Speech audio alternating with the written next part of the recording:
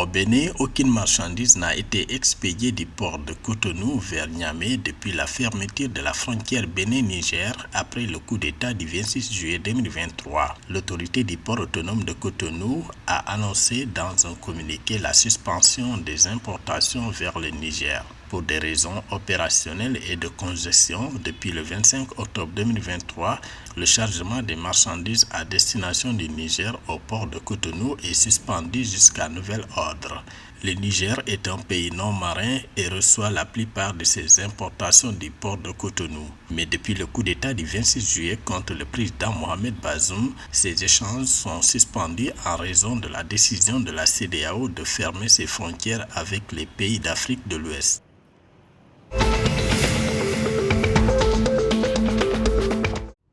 En Guinée, le président de la transition a ordonné vendredi 27 octobre 2023 un nouveau déguerpissement à Conakry.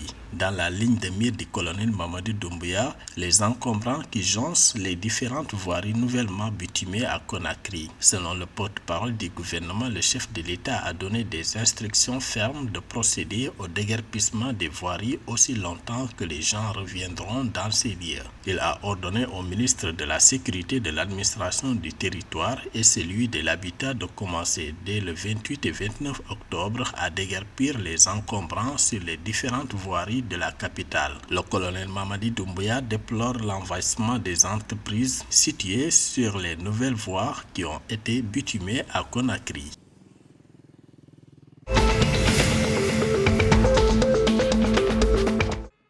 Le gouvernement fédéral du Nigeria a annoncé samedi 28 octobre 2023 que la réhabilitation de la raffinerie de Kaduna sera achevée d'ici 2024. Le ministre d'État chargé des ressources pétrolières a réitéré l'engagement du gouvernement fédéral à mettre fin à l'importation de produits pétroliers à travers la réanimation des raffineries du pays. La raffinerie de Kaduna, d'une capacité de 110 000 barils par jour, est l'une des 4 raffineries dysfonctionnelles du Nigeria qui ne produisent plus d'essence depuis de nombreuses années, obligeant le pays à dépendre fortement des produits pétroliers importés.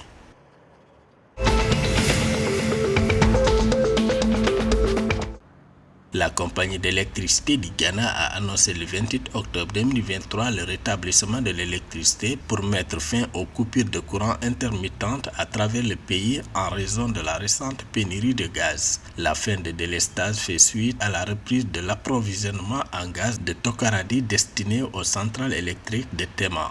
L'amélioration de l'approvisionnement en gaz a permis le rétablissement de l'électricité sur toutes les charges à travers le pays, indique le communiqué ajoutant que l'approvisionnement insuffisant en gaz de Tema a créé un déficit d'approvisionnement de 550 MW pendant des heures de pointe, nécessitant ainsi une gestion de la charge.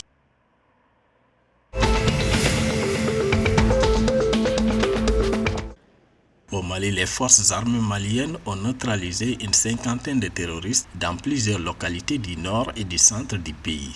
Ces résultats ont été obtenus suite à des opérations aéroterrestres combinées des FAMA jeudi 26 et vendredi 27 octobre 2023 dans les localités de Gao, Léré et celle de Nyono dans la région de Ségou, a annoncé la direction de l'information et des relations publiques des armées d'IRPA vendredi 27 octobre dans un communiqué. Les opérations combinées terrestres et aériennes des FAMA ont permis jeudi 26 octobre de neutraliser une trentaine de terroristes, détruire des véhicules pick-up et récupérer un lot important d'armes et de matériel.